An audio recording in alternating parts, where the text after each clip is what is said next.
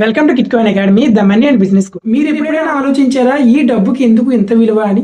పూర్వం మన అవసరాలను తీర్చుకోవడం కోసం ఈ డబ్బును కాదు, వస్తు మార్పిడి పద్ధతి అనే ఒక సిస్టమ్ని ఫాలో అయ్యేవాళ్ళు.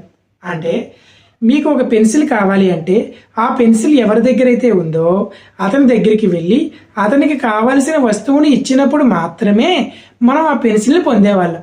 లేదంటే మనం ఆ పెన్సిల్ని పొందేవాళ్ళం కాదు. దీన్నే బార్టర్ సిస్టమ్ అని పిలిచేవాళ్ళు. అయితే ఇది చాలా గజిబిజిగా ఉండేది, చాలా డిఫికల్ట్గా ఉండేది మన అవసరాన్ని తీర్చుకోవడం కోసం. ఆ తర్వాత కాలాలలో వచ్చింది ఈ మనీ అనే సిస్టమ్. ఈ మనీకి ఈ వాల్యూ ఎవరిచ్చారు? మనమే. మనందరి అగ్రిమెంట్ ఆఫ్ యాక్సెప్టెన్సీ ద్వారా, గవర్నమెంట్ ఇచ్చే హామీ ద్వారా ఈ వాల్యూ అనేది క్రియేట్ చేయబడింది.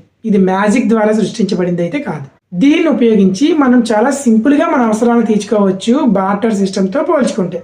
అయితే ఈ డబ్బు చేసే పని ఏంటి?